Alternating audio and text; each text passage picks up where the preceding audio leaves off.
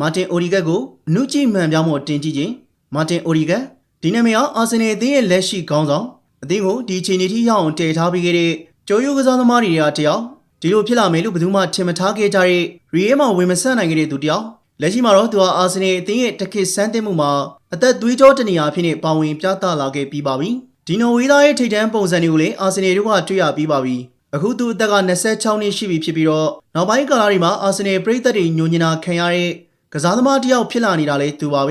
ဲဒါတော်တော်ကိုထူးခြားပါတယ်သူနေရာမှာခုမှပွဲဦးထွက်လာတာမကြသေးတဲ့လူငယ်လေးနနာရီကိုသုံးဖို့တွင်တွင်ပြောနေတဲ့သူတွေလည်းမြင်လာနေရပါတယ်ဒီကိစ္စကိုတည်တည်ချာချာလေးလေ့လာကြည့်ဖို့လိုလာခဲ့ပါပြီအိုဒီဂက်ကဘောလုံးကိုတက်တောင့်တက်တာကင်ထားပြီးတော့အခွင့်အရေးတွေမှာတေချာရေးပေးပို့မှုတွေနဲ့ဖန်တီးမှုတွေလုပ်နိုင်တယ်လို့အသင်းရဲ့တိုက်စစ်ကစားကွက်ကိုလည်းဥဆောင်ပုံဖော်ရတဲ့အထက်ကတယောက်ပါသူကရွှေလျားနိုင်တယ်လို့ပြေးဝင်နိုင်တည်ယူနိုင်ကန်သွင်းနိုင်ပါတယ်ပြောရရင်ကွင်းလယ်တိုက်စစ်နဲ့အသင်းရဲ့ကစားကွက်ပုံဖော်ရတဲ့သူတယောက်ဖြစ်နေတကယ်ကိုထူးချွန်တဲ့သူတယောက်ပါပဲဒါပေမဲ့သူရဲ့ပြဿနာကတော့တခြားမဟုတ်ပါဘူးနောက်ပိုင်းအာဆင်နယ်ပရိသတ်တွေဝေဖန်ကြသလိုသူကအရန်ကိုတေချာကျင်လွန်ပြီးတော့စွန့်စားမှုတွေယူပြီးတော့ဘောလုံးဖန်တီးမှုတွေမလုပ်ဘူးဆိုတာပါအဲ့ဒါကဘယ်မှာအခြေခံတယ်လဲဆိုရင်တော့မီခေးအာတီတာရဲ့ဘောလုံးဌာနပါပဲမီခေးအာတီတာကစပိန်သားလည်းဖြစ်ဘက်ကွာဒီယိုလာရဲ့ရင်ငွေးလုံတင်ယူခဲ့တဲ့သူလည်းဖြစ်တော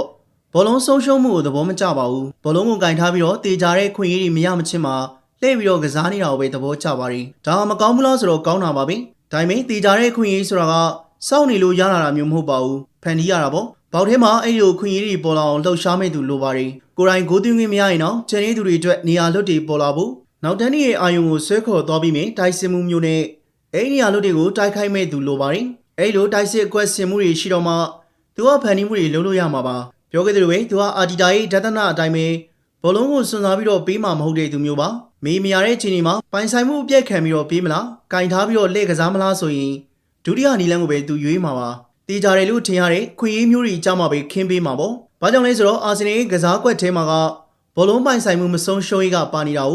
ဆိုတော့အိုဒီဂက်ကိုစွန့်စားမှုယူပြီးတော့ပေးခိုင်းမှုဆိုတာကမဖြစ်နိုင်ပါဘူးသူ့အတွက်ရှေ့မှာပြောခဲ့သလိုပဲတိုက်စစ်နေရလို့ဖန်တီးပေးမယ်တိုက်စစ်မှုတယောက်လိုပါတယ်ဒါမျိုးလုပ်ပေးနိုင်မယ်တိုက်စစ်မှုဟာဂျေဆုရှိနေရင်တော့တမျိုးဆိုပေမဲ့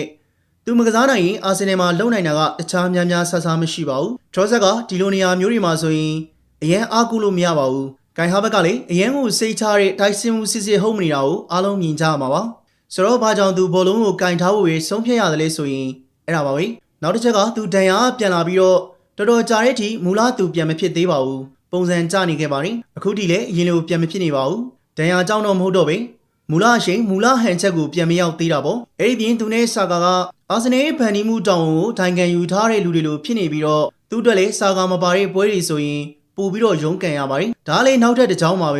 ဲနော်သူအသင်းကြီးတွေနဲ့ဆိုရင်ရုန်းကန်ရတတ်တာကတော့မထူးဆန်းပါဘူးဒါဟိုဘာလို့ထူးဆန်းနေလို့ထင်နေကြတယ်လဲဆိုတာတွေးလို့မရတာပါအသင်းကောင်းတွေချင်းတွေ့တဲ့အခါမှာတစ်ဖက်ကစားကွက်ကိုဖျက်ဆီးဖို့စိတ်တိုင်းကြပေးမကစားဖို့စူးစမ်းလာကြမှာထုံးစံပါပဲအဲ့ဒီကမှာအာဆင်နယ်ရဲ့တိုက်စစ်ဖလိုကဘသူစီယာစီစဉ်နေတယ်လ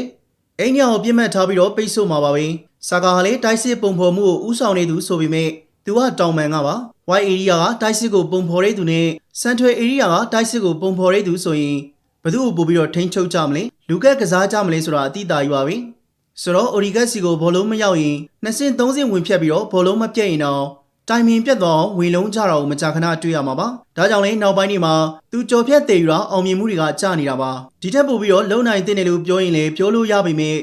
့လူတိုင်းမှာအကန့်အသတ်ဆိုတာတော့ရှိတာပါပဲဒီကစားသမားစီကနေညှိယူနေရတာထက်ဆိုင်အသင်းရဲ့တိုက်စစ်ကိုပုံဖော်ရတဲ့နေရာမှာအိုဒီဂက်အတွက်ပို့ပြီးတော့တက်တောင့်တက်တာရှိအောင်ဘလို့ကစားသမားမျိုးကိုထပ်ပေါင်းပေးရမလဲဘလို့စနေမျိုးနဲ့သူ့ကိုကာဝယ်ပေးမလဲဆိုတာကပို့ပြီးတော့အရေးပါပါတယ်သူက26ပဲရှိသေးပြီးတော့သူ့ကိုခွင့်ရမပေးခဲ့တဲ့ရီယေကိုအာဆင်နယ်နဲ့တူလက်စားချေထားတာပူပူနွေးနွေးပဲရှိပါသေးတယ်28 29လောက်ထိသူ့မှာဘာတွေကြံသေးလဲဆိုတာကတော့ဆက်ပြီးတော့စောင့်ကြည့်ကြရအောင်ပါ